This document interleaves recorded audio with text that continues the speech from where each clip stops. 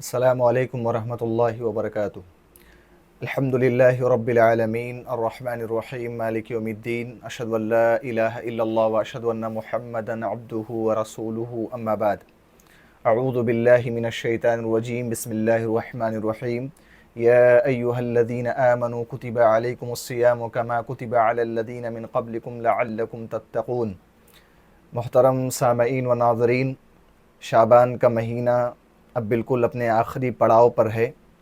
اور اس مہینے کے بعد ماہ سیام اپنی رحمتوں، برکتوں، سعادتوں، نعمتوں کو سمیٹے ہمارے درمیان سایہ فغن ہونے والا ہے۔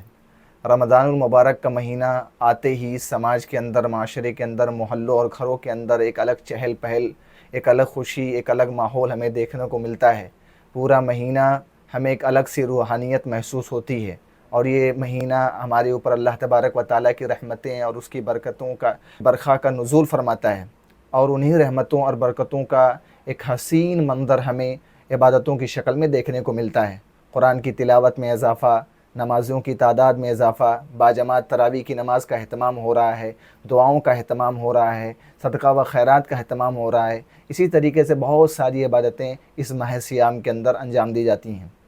پیارے بھائیوں، اس مبارک مہینے کے اندر یہ رونق، یہ ماحول جو ہمیں دیکھنے کو ملتا ہے، یہ ماحول ایسے ہی نہیں بن جاتا، یہ ماحول رب تعالیٰ نے بنایا ہے۔ اللہ کے نبی جناب محمد رسول اللہ صلی اللہ علیہ وسلم بیان فرماتے ہیں، حضرت ابو ہریرہ حدیث کے راوی ہیں، بیان فرماتے ہیں کہ اللہ کے نبی نے فرمایا، اذا كان اول لیلۃ من شہر رمضان صفدت الشیاطین ومرضت الجن۔ اللہ کے نبی فرماتے ہیں کہ جب رمضان کی پہلی رات آتی، یعنی چاند رات، جس رات سے رمضان کے مہینے کی شروعات ہوتی ہے، تو اللہ تبارک و تعالیٰ اس مبارک مہینے کی عظمت اور اس کے اکرام اور اس کی تعظیم کی وجہ سے اللہ تبارک و تعالیٰ اپنے کچھ خاص بندوں، اپنے بندوں کو، اپنے مسلمان بندوں کو اللہ تبارک و تعالیٰ بہت سارے آفرز، بہت سارے عطیات، بہت سارے ہدایہ و تحائف اللہ تبارک و تعالیٰ عطا فرماتا ہے۔ انہی عطیات میں سے، انہی تحفوں میں سے ایک اہم تحفہ جس کی شکل یہ ہوتی ہے کہ اللہ تبارک و تعالیٰ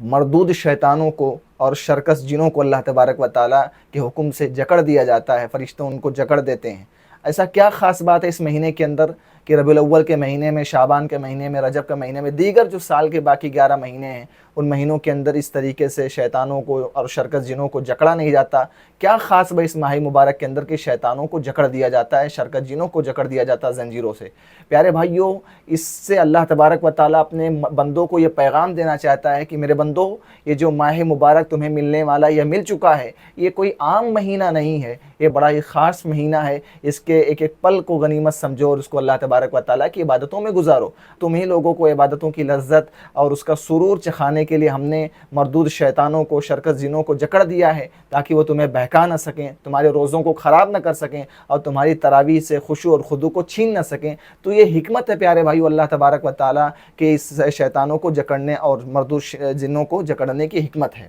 اب سوال یہاں پیدا ہوتا ہے کہ جب مردود شیطان، شرکس جن جکڑ دیے گئے ہیں، تو ہم دیکھتے ہیں کہ رمضان کے مہینے کے اندر ہمارے بہت سارے بھائی ہیں جو روزوں کا اہتمام نہیں کرتے ہیں۔ جس طریقے سے دیگر ایام میں وہ مسجد سے دور رہتے ہیں، رمضان میں وہی حالت ان کے اوپر جاری و ساری رہتی ہے، مسجد کے قریب نہیں آتے ہیں۔ تو ان کو کون بہکاتا ہے؟ اب یہاں پہ ہمیں معلوم ہونا چاہیے کہ ان کو ان کے نفس کا شیطان بہکاتا ہے۔ یہ جو سال کے باقی 11 مہینے ہیں، 11 مہینے پورا شیطان اس کے نفس پر محنت کرتا رہتا ہے، اور اس کی محنت اس طریقے سے رنگ لاتی ہے کہ اس کے دل میں بیماریاں پیدا ہو جاتی ہیں، وہ روحانی امراض کا شکار ہو جاتا ہے۔ اور جس طریقے سے دیگر 11 مہینوں میں وہ آدمی نماز سے، تلاوت سے، ذکر و اذکار سے، دعا سے غافل رہتا ہے، روزوں سے غافل رہتا ہے، اس ماہ مبارک کو پانے کے باوجود وہ انسان نماز سے، تراویح سے اور دیگر عبادتوں، خصوصاً ماہ مبارک کے اندر رمضان کے روزے سے وہ آدمی غافل ہو جاتا ہے، اور دیکھتے ہی دیکھتے وہ مہینہ گزر جاتا ہے اور اسے کچھ حاصل نہیں ہوتا ہے۔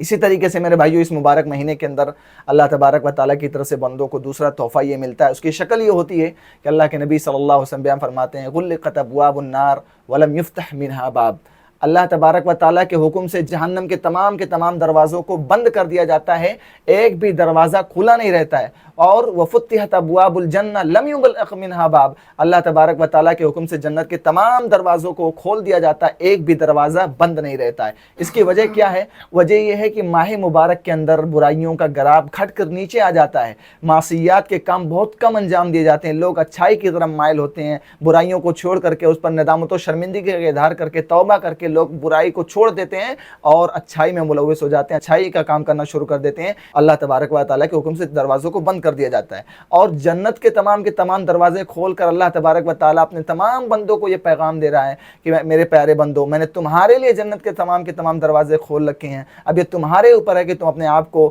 اللہ کی عبادت میں لگا کر کے، روزوں کا اہتمام کر کے، صدقہ و خیرات کر کے، قرآن کی تلاوت کر کے، ذکر و اذکار کر کے، دعا کر کے تم اپنے آپ کو جنت کا مستحق بنا لو۔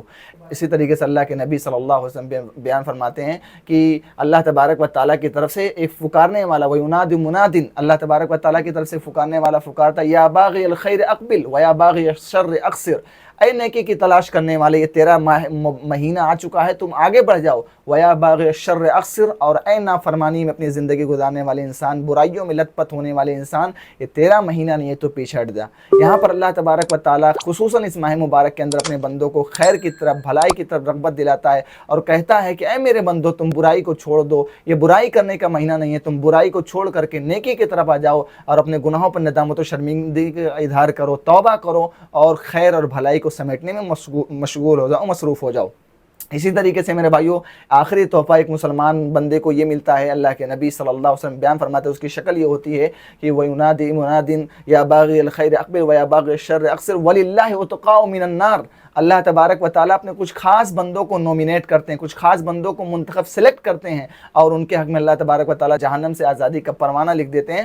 اس مبارک مہینے کے اندر ہر مسلمان کو یہ حریص ہونا چاہیے، اس کے دل کے اندر یہ خواہش ہونی چاہیے، اور اس مبارک مہینے کے اندر کثرت کے ساتھ اسے دعاؤں کا اہتمام کرنا چاہیے، اپنے لیے اور اپنے ان متعلقین اور احباب کے لیے جو دنیا چھوڑ کر جا چکے ہیں، ان کے لیے دعائیں کرنا چاہیے۔ ہو سکتا ہے ان خوش نصیبوں میں کسی کا شمار ہو جائے اور جنت اس انسان کا مسکن بن جائے۔ پیارے بھائیوں، یہ ماہ مبارک جو بہت جلد ہمیں ملنے والا ہے، یہ بڑا ہی بابرکت مہینہ ہے۔ یہ مہینہ جیسے ہمیں ملے، ہمیں اس کے فیوض و برکات کو سمیٹنے میں کوشاں رہنا چاہیے۔ اللہ تبارک و تعالیٰ سے دعا رب تعالیٰ، یہ ماہ مبارک جو ہمیں ملنے والا ہے، اس ماہ مبارک کو ملنے کے بعد ہمیں تو صحت و عافیت کے ساتھ، تندرستی کے ساتھ یہ ماہ مبارک ہمیں گزارنے کی توفیق عطا فرمائے، آمین۔ وآخر دعوانا ان الحمد للہ رب العالمین۔ السلام علیکم ورحمۃ اللہ وبرکاتہ۔